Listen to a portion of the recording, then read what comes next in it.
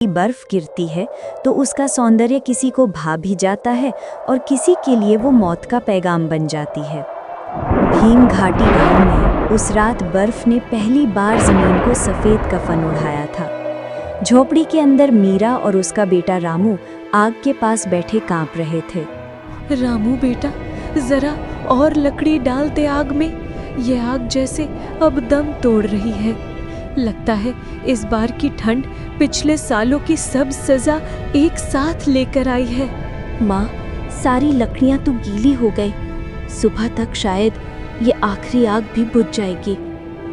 हाथ चलते नहीं, बस पर्स जैसे हो गए हैं। काश तेरे बापू जिंदा होते, वो अपने हाथों से लकड़ियाँ काट लाते। कहते थे, मीरा, ठंड कोई मौसम नहीं, इम्तिहान है।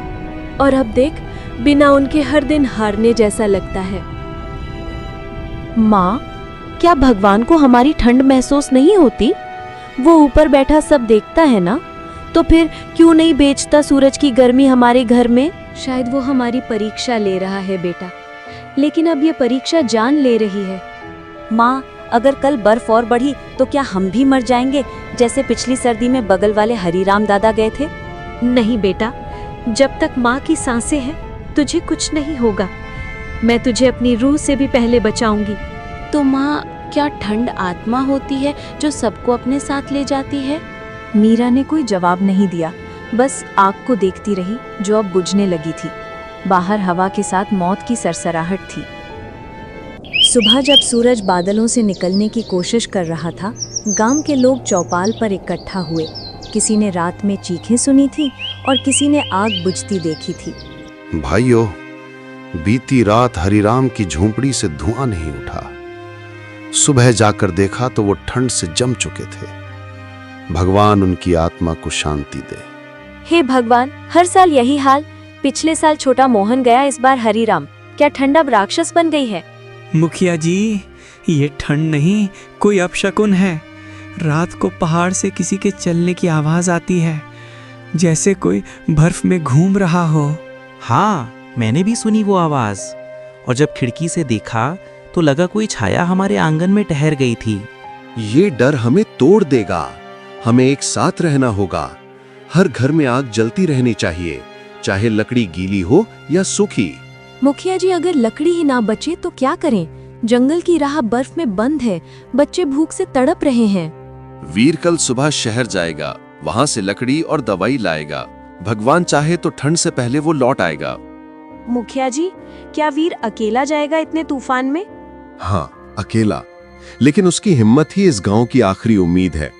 भीम घाटी का वीर जवान बेटा वीर उस दिन सुबह बर्फीले रास्तों की ओर निकलने की तैयारी कर रहा था। शेरू, आज की सवारी आसान नहीं होगी। बर्फ रास्ते छिपा देगी, पर हमें रुकना नहीं। पूरे गांव की जान हम पर टिकी है। बेटा मत जा, इस ठंड में जो भी गया वापस नहीं आने दिया। तू ही तो मेरा सहारा है। माँ, अगर मैं नहीं गया तो कल किसी और की बारी होगी। बच्चे बूढ़े सब ठंड से तड़प रहे हैं। मैं हार नहीं मानूंगा। वीर बेटा, रास्ता अब रास्ता नहीं रहा, तूफान आने वाला है, सोच ले। मैंने सोच लिया मुखिया जी, अगर ठंड मौत बनकर आई है तो मैं आग बनकर लौटूंगा। मेरी ममता को यूं मत आजमाओ बेटा, तेरे बिना ये घर ठंडा हो जाएगा। माँ, अगर मैं ना लौटा तो समझ लेना तेरे बेटे ने ठंड को हराया है। जा बेटा, पर लौट आना। गांव तेरी राह देखेगा। भीम घाटी की कसम, मैं लौटकर ही रहूंगा। वीर ने मुड़कर आखिरी बार अपने गांव को देखा और बर्फ के समंदर में उतर गया। वीर के जाने के बाद गांव पर गहरा सन्नाटा छा गया। हर घर में डर था, हर आंख में प्रार्थना।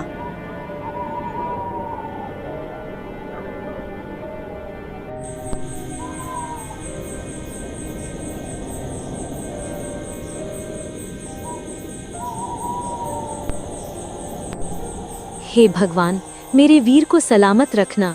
वो तूफान में है, अकेला है। माँ, मुझे नींद नहीं आ रही। बाहर कोई चल रहा है। मैंने खिड़की से देखा, कोई सफेद कपड़ों में था। चुप बेटा, वो हवा होगी। ठंड में सब चीजें डरावनी लगती हैं। नहीं माँ, उसकी आंखें लाल थी, जैसे आग चल रही हो अंदर। शायद वो ठंड की परछाई है जो गांव में घूमती है, लेकिन हमें डरना नहीं है। माँ, अगर वो आत्मा है तो क्या हमें भी ले जाएगी? जब तक माँ जिंदा है कोई तुझे छू भी नहीं सकता। जा सो जा मेरे लाल। वीर, जल्दी लौटा बेटा, नहीं तो ये ठंड हम सबको ले जाएगी। रास्ता खत्म हो चुका था। बर्फ अब घुटनों तक थी और वीर का शरीर कांप रहा था। हे भगवान, ये कैसी ठंड है, सांसें भी जम रही हैं। शेरू, बस थोड़ी दूर और गांव तेरी राह देख रहा है। अगर मैं गिर गया तो सब खत्म। हाँ, नहीं, रुकना नहीं है। लगता है खुद मौत मेरे पीछे चल रही है। माँ, तेरी याद से ही गर्मी मिलती है, बस दुआ कर देना। अगर ये ठंड मेरी परीक्षा है तो मैं इसे पास करूंगा, चाहे जान चली जाए। वीर की हर सांस एक संघर्ष थी। बर्फ ने उसे घेरा हुआ था पर उसके दिल में आग थी। गांव का चौपाल सन्नाटे में डूबा था। वीर कई दिन हो गए लौटा नहीं था। ठंड अब सिर्फ मौसम नहीं रही थी, अब वो लोगों की सांसों में उतर आई थी। तभी मुखिया ने सबको पुराने मंदिर में बुलाया, जहां सदियों पुराना एक राज छुपा था। सुनो सब लोग, ये ठंड कोई साधारण चीज नहीं। हर साल हम इसे मौसम कहकर भूल जाते हैं, पर इस बार ये हम सबको मिटा देने आई है। कल रात फिर किसी ने बर्फ में किसी साये को चलते देखा। उसकी चाल इंसान जैसी नहीं थी, और जब किसी ने उसे पुकारा वो हवा बनकर गायब हो गया। अब सवाल ये है, क्या ये ठंड कोई आत्मा है या कोई श्राप? मुखिया जी, बचपन में मेरी दादी एक कहानी सुनाती थी। कहा था 100 साल पहले इसी भीम घाटी में एक साधु रहता था। लोग उसे पागल समझते थे, मजाक उड़ाते थे। उसने कहा था, जिस दिन मेरी तपस्या टूटेगी उस दिन ठंड लोगों की सांसें खा जाएगी। लोगों ने उसकी कुटिया जला दी और उस रात बर्फ गिरी थी, 100 साल में पहली बार। हाँ, वो साधु भैरवनाथ था। उसकी आखिरी बात ये थी, मेरी आग बुझाओगे तो मैं ठंड बनकर लौटूंगा। लोगों ने सोचा वो श्राप मजाक है, पर उसके बाद से हर 20वें साल ठंड का कहर आता है और हर बार कोई ना कोई वीर इस गांव में अपनी जान दे जाता है। तो क्या भैरवनाथ बाबा अब भी जिंदा है दादी? क्या वो हमारे वीर भैया को भी ले गए? नहीं बेटा, वो जिंदा नहीं, लेकिन उसकी आत्मा अब भी इस बर्फ में है। और जब तक कोई उस गुफा में फिर से आग नहीं जलाएगा, तब तक ये ठंड किसी की जान नहीं छोड़ेगी। मतलब हमें फिर उस गुफा में जाना होगा जहां कोई 100 साल से नहीं गया। लेकिन वहां कौन जाएगा? रास्ता तो मौत के मुंह से होकर जाता है। अगर मेरा बेटा वीर जिंदा है तो वही करेगा ये काम, क्योंकि उसने वादा किया था ठंड को हराकर लौटेगा। मीरा, अगर वो लौटता भी है तो शायद अपनी आखिरी सांसों पर होगा। आग जलाने वाला कभी लौट नहीं पाता, क्योंकि वो आग साधु की आत्मा को अपने साथ ले जाती है। हे भगवान, मेरे बच्चे को इतनी बड़ी सजा मत देना। तूने ही ठंड भेजी, तू ही उसे रोक ले। उधर बर्फीले पहाड़ों के बीच वीर अब आधा इंसान आधा बर्फ बन चुका था। हर सांस उसकी छाती में खंजर जैसी लगती थी, पर उसकी आंखों में अब भी एक वादा जल रहा था। कितनी ठंड है ये, जैसे हर सांस मेरी जान खींच रही हो। पर नहीं, मैं गिर नहीं सकता। अगर मैं रुक गया तो माँ की सांसें रुक जाएंगी। मुझे आग तक पहुंचना ही होगा। हर कदम जैसे किसी ने आग में डाला हो। पर नहीं, मैं हार नहीं मानूंगा। भीम घाटी का नाम वीर है, डर का नहीं। हे भगवान, अगर मेरी मौत इस गांव को बचा सकती है तो ले ले मेरी जान, लेकिन मेरी माँ की झोपड़ी में फिर से सूरज की किरण पहुंचा दे। माँ, याद है तू कहती थी, आग में भी सच्चाई जलती नहीं। आज मैं उस सच्चाई को आग में जलाकर ठंड को खत्म कर दूंगा। तेरी गोद की गर्मी अब बर्फ में ढूंढ रहा हूं माँ, पर मैं वादा करता हूं, जब तू आंखें खोलेगी तेरे दरवाजे पर धूप होगी।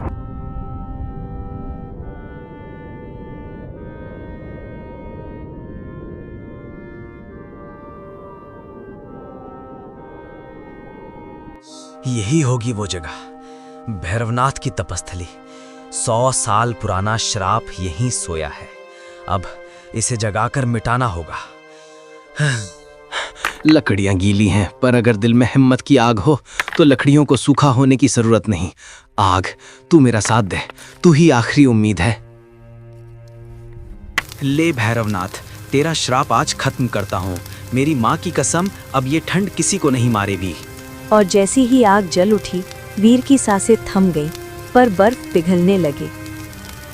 गांव में 100 साल बाद पहली बार सूरज उगा था। लोगों ने अपने दरवाजे खोले और ठंडी हवा की जगह हल्की गर्मी महसूस की।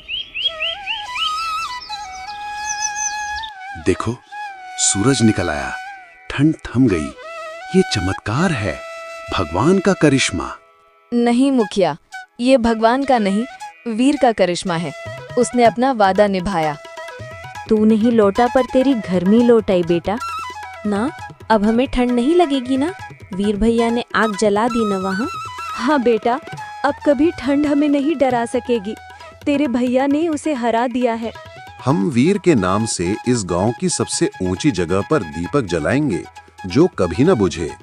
जय वीर, जय आग, ठंड का कहर अब नहीं चलेगा। हे भगवान, तूने मेरा बेटा तो ले लिया, पर उसे अमर कर दिया। अब मैं हर सर्दी में तेरी गर्मी महसूस करूंगी। गांव अब ठंड से मुक्त था। बर्फ पिघल चुकी थी, लेकिन मीरा के आंसू अब भी बर्फ जैसे ठंडे थे। रात के तीसरे पहर जब पूरा गांव सो गया, तभी किसी ने झोंपड़ी के दरवाजे पर दस्तक सुनी। कौन है इस वक्त? रात तो अब शांति से भरी होनी चाहिए थी। ये दस्तक क्यों सुनाई दे रही है?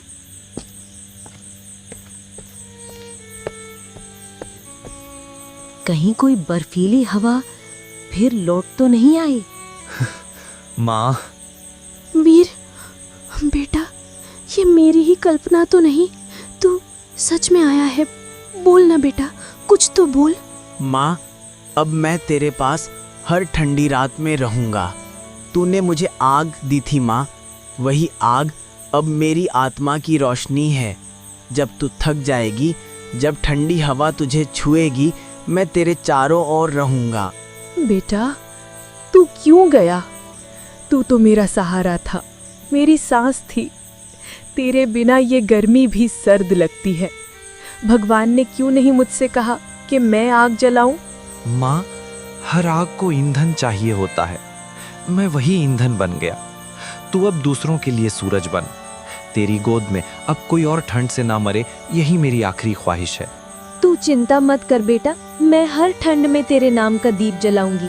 हर बच्चे को तेरी कहानी सुनाऊंगी, ताकि कोई ठंड किसी माँ का बेटा न ले जाए। माँ, अब तू चैन से सो जा। मेरा वादा है, तेरे आंगन में अब कभी बर्फ नहीं गिरेगी। और मीरा ने उस रात पहली बार चैन की नींद सोई, वीर की आत्मा के साये में। कुछ महीनों बाद गांव में एक नई परंपरा शुरू हुई, वीर दीप महोत्सव। हर घर में एक दीप जलाया जाता था, ठंड को हराने वाले उस वीर के नाम पर। सुनो साथियों, आज का दिन सिर्फ खुशियों का नहीं, यादों का है। हम उस वीर जिसने अपनी जान देकर हमें सूरज लौटा दिया। ये दीप सिर्फ रोशनी नहीं, ये वीर की आत्मा की लौ है। जब तक ये दीप जलता रहेगा, ठंड का कोई कहर इस गांव पर नहीं गिरेगा। बेटा, देख, तेरे नाम का दीप अब हर घर में जलता है। तेरी याद अब आंसू नहीं, गर्व बन गई है। माँ, जब मैं बड़ा हो जाऊंगा, मैं भी वीर भैया जैसा बनूंगा। मैं किसी को ठंड से मरने नहीं दूंगा। हाँ बेटा, वीर की तरह जीना और हर किसी के लिए आग जलाना। हर साल ये दीप महोत्सव हमें याद दिलाएगा कि सर्दी सिर्फ मौसम नहीं, एक परीक्षा है। जो दिल में आग रखता है, वही ठंड को मात देता है। मेरे वीर की कहानी अब ठंड नहीं मिटा सकती, क्योंकि वो आग हर दिल में जल चुकी है। ठंड कभी सिर्फ मौसम नहीं थी, वो एक डर थी। और वीर ने हमें सिखाया, जो अपने भीतर आग रखता है, उसे कोई ठंड नहीं छू सकती। कृपया इस वीडियो को लाइक और चैनल को सब्सक्राइब जरूर करें।